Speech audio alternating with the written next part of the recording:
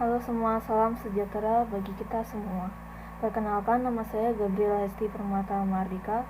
NIM saya 241422778. Pada video presentasi kali ini, saya akan membahas mengenai media pembelajaran seni rupa yang telah saya buat.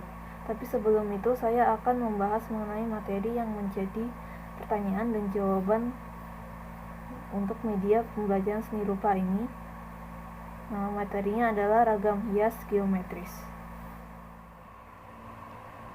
Pengertian ragam hias geometris. Ragam hias geometris ini adalah bentuk ornamen yang memiliki bentuk serupa berupa susunan garis-garis, raut, dan bangun yang biasa kita kenal sebagai bidang geometri. Bidang geometri itu ada banyak sekali jenisnya, mulai dari garis, bentuk bangunan, bentuk lengkungan, dan hingga lingkaran. Ragam hias geometris termasuk pada jenis-jenis ragam hias yang telah dikenal oleh banyak masyarakat Indonesia, terutama dalam hal kesenian. Ragam hias geometris dianggap sebagai motif yang paling tua keberadaannya sebab dikenal sejak zaman prasejarah, yakni kira-kira pada zaman Yunani di tahun 2000 SM. Faktor pengaruh pada motif ragam hias. Terdapat beberapa faktor pada variasi motif ragam hias yang ada di Nusantara ini, yakni lingkungan alam, flora di suatu daerah, fauna di suatu daerah, dan manusia sebagai anggota masyarakat di suatu daerah. Kebanyakan motif ragam hias yang ada di Nusantara ini menggunakan motif hias flora fauna yang asing untuk ditemui, sebab sebagian besar memang berasal dari pengaruh asing.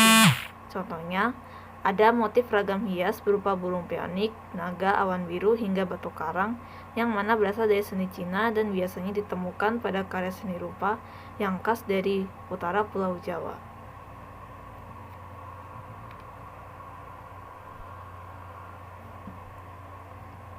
Fungsi ragam hias. Fungsi ragam hias apabila diterapkan pada benda pakai. Untuk menghias bagian tepi atau pinggiran dari suatu benda yang dipakai oleh manusia, biasanya berupa garis zigzag, garis silang, dan lain-lain. Lalu kedua, sebagai pengisi utama pada permukaan bidang dari benda pakai tersebut. Yang ketiga, sebagai inti atau bagian yang terdiri sendiri dalam bentuk benda pakai. Sedangkan bagi masyarakat, yang pertama, sebagai hias benda, baik itu benda yang berupa seni terapan maupun seni murni. Yang kedua, untuk mempercantik penampilan alias fungsi estetis. Yang ketiga, sebagai simbol dari status sosial dari suatu individu yang hidup di tengah masyarakat multikultural. Klasifikasi ragam hias geometris. Yang pertama, tumpal. Motif tumpal ini biasanya diterapkan dalam seni batik dan tenunan. Bentuk dari motif ini juga beragam, mulai dari sulur-suluran, tumbuhan yang melambangkan kesuburan, hingga bentuk gunung yang melambangkan keteguhan dan kekuatan untuk menolak bala. Contohnya adalah batik pesisir atau berasal dari Indramayu yang bersifat naturalis, guna menunjukkan adanya pengaruh kuat dari kebudayaan asing dengan pemilihan warna yang bervariasi. Yang kedua, pilin berganda. Keberadaan motif geometris ini dapat ditemui di seluruh kepulauan Indonesia, terutama bagian timur. Bentuk motif dari pilin berganda ini hampir menyerupai huruf S, atau sebaliknya. Motif ini bahkan dianggap telah ada pada kebudayaan perunggu di zaman prasejarah atau biasanya disebut sebagai kebudayaan perunggu Eropa. Yang ketiga, meander.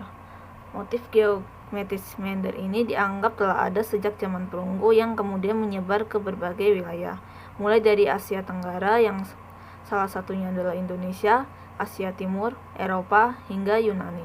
Bentuk motif ini berupa deretan huruf T yang terdiri tegak lurus dan secara terbalik secara berganti-ganti. Bentuk motif dari meander ini hampir mirip seni Tionghoa. Yang keempat, swastika. Motif geometris yang satu ini telah ada sejak zaman perunggu Eropa Barat yang biasa disebut dengan swastika, sementara di Tionghoa disebut dengan bani. Motif swastika ini menjadi bentuk perlambangan peredaran bintang-bintang yang ada di luar angkasa, khususnya matahari, sekaligus menjadi tanda pembawa tuah bagi manusia di bumi.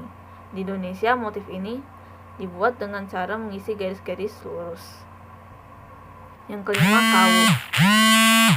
Bentuk dari motif geometris ini berupa lingkaran yang diatur sedemikian rupa hingga akan menutup sebagian yang lain. Nama kawu ini berasal dari Jawa dan Sunda yang berarti pohon aren. Perlu diketahui, pohon aren ini apabila dipotong dengan cara melintas, maka akan nampak biji dan yang berjumlah 4. Bentuk motif dari kawung ini sudah ada sejak zaman Hindu Jawa. Contohnya pada kain yang selalu dipakai oleh raja selaku raja pertama dari kerajaan Majapahit. Penerapan ragam hias geometris pada rumah adat Nusantara. Ragam hias geometris banyak ditemukan dalam rumah adat Bugis yang berbentuk soa raja, yang mana menjadi bukti bahwa keberadaan ragam hias memang berfungsi untuk menunjukkan status sosial dari individu. Ragam hias geometris yang ditemukan ada di bagian jendela dengan bentuk segitiga atau kobo-kobo, belah ketupat atau cidu, dan bentuk hati. Selanjutnya dapat ditemukan pula dari pegangan tangga dengan bentuk bulatan yang diubur. Ragam hias tersebut tidak hanya berfungsi sebagai penghias saja, tetapi juga sebagai bagian dari konstruksi atau penahan pada pegangan tangga supaya terlihat kokoh. Jika melihat pada makna simbolik dari berhias ragam hias geometris yang terdapat di dalam rumah adat Bugis ini, maka setiap bentuk geometrisnya akan beragam, yakni yang pertama, bentuk belah ketupat atau cidu menyimbolkan kesempurnaan yang mana berdasarkan atas fisiologi masyarakat Bugis. Yang kedua, bentuk segitiga atau kobo-kobo akan menyimbolkan kesuburan. Yang ketiga, pada bentuk segi 8 akan menyimbolkan manusia sempurna berdasarkan filosofi masyarakat Bugis. Pada bentuk hati akan menyimbolkan kasih sayang. Lalu yang kelima, pada bentuk bulat yang di butut terutama di bagian pegangan tangga akan menyimbolkan kekuatan.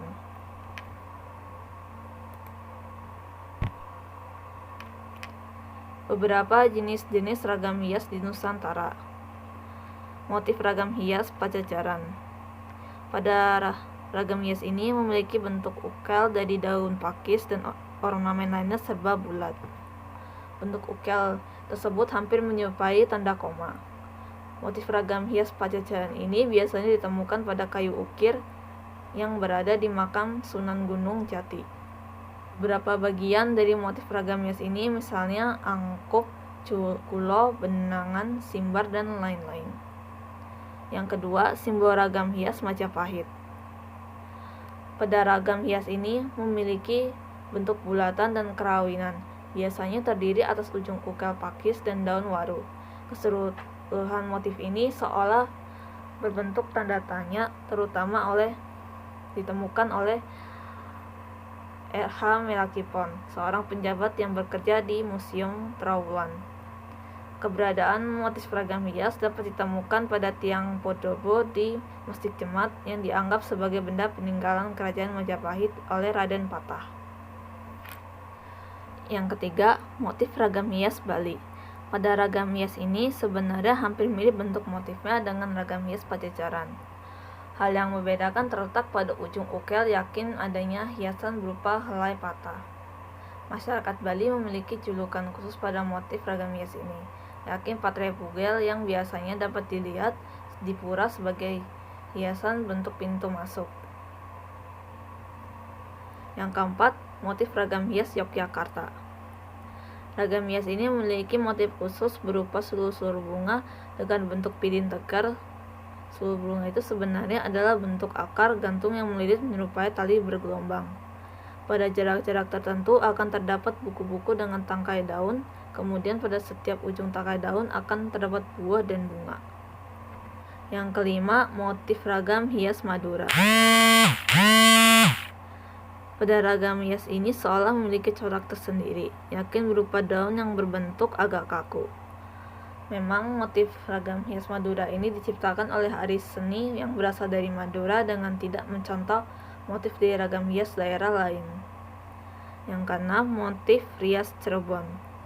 Daerah Cirebon terkenal akan seni ukir kayunya yang mempunyai gaya tersendiri, terutama dengan menggunakan motif ragam hiasnya. Pada ragam hias ini memiliki 3 motif tertentu, yakni bentuk awan, bukit batu karang, dan tumbuh-tumbuhan. Sebenarnya ragam hias ini adalah bentuk kubahan dari ragam hias Pajajaran. Yang ketujuh, motif ragam hias Pekalongan. Motif khusus pada ragam hias Pekalongan ini adalah adanya bunga dan buah khas, yakin bakung sayangnya. Ukiran dengan motif ragam hias ini kurang terkenal sebab tidak dikembangkan dan diperjualbelikan oleh penduduk setempat, sehingga hanya diterapkan pada perabotan rumah tangga saja. Justru daerah Pekalongan ini terkenal akan batiknya. Yang kedelapan, motif ragam hias Surakarta.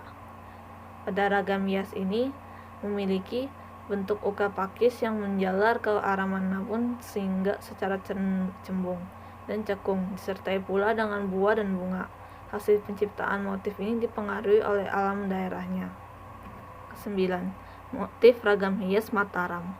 Pada ragam hias ini kebanyakan mengambil motif yang ada pada ukiran wayang pura dari Kerajaan Demak. Hal tersebut karena menurut sejarah ketika Kerajaan Demak tengah mengalami masa krisis, kebudayaan wayang dibawa hingga ke Kerajaan Mataram. Bentuk dari motif ragam hias ini mirip dengan cawenan-cawenan yang ada di pakaian wayang. Ke-10, motif ragam hias Jepara. Pada ragam hias ini berhasil dikembangkan oleh masyarakat terutama pada perhiasan rumah tangga yang bahkan juga diperdagangkan hingga ke luar negeri. Bentuk dasar dari ragam hias ini berupa prisma segitiga yang melingkar-lingkar dan memecah menjadi beberapa helai daun. Peninggalan pertama dari motif ini berada di makam Mantingan, Jepara.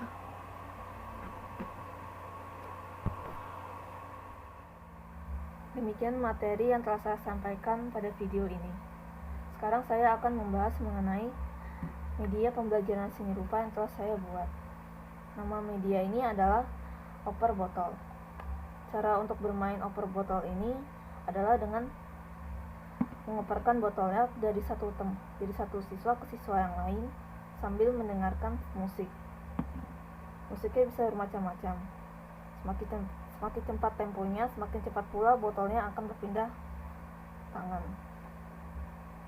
Dan ketika musik itu sudah berhenti, maka siswa yang memegang botol di akhir musik itulah yang akan mengambil gulungan pertanyaan ini dan menjawabnya. Cara untuk menjawab pertanyaannya itu adalah dengan memilih jawaban dari kartu jawaban ini. Kartu ini berfungsi sebagai jawaban dalam gulungan pertanyaan ini. Sekian dari presentasi saya, terima kasih.